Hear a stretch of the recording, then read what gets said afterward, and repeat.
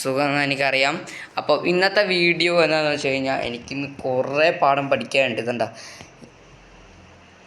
കണ്ട 7, 8, 9, 10, 11, 12 പാഠം പഠിച്ച് കംപ്ലീറ്റ് ആക്കി കഴിഞ്ഞാൽ നമുക്കൊന്നും പഠിക്കണ്ട.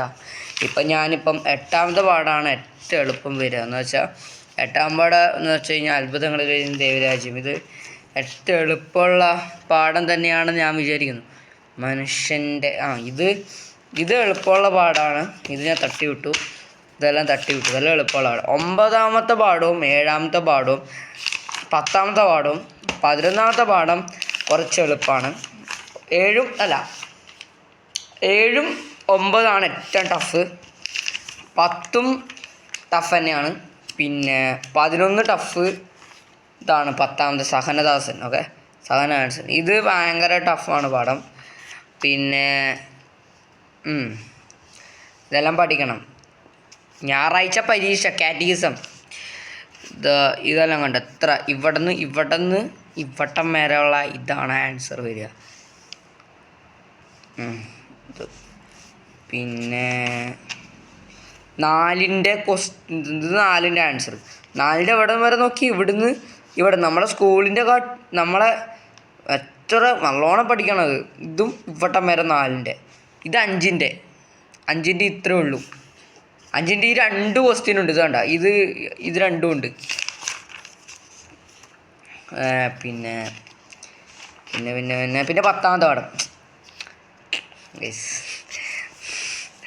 പിന്നെ ഇത് കണ്ട പാഠത്തിലെ ഒരു ജീവൻ്റെ ആഘോഷം.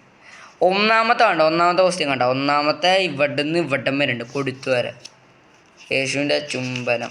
പിന്നെ ഇതെല്ലാം ഞാൻ ഇമ്പോർട്ടൻ്റ് മാർക്ക് ചെയ്ത് വെച്ചിട്ടുണ്ട്.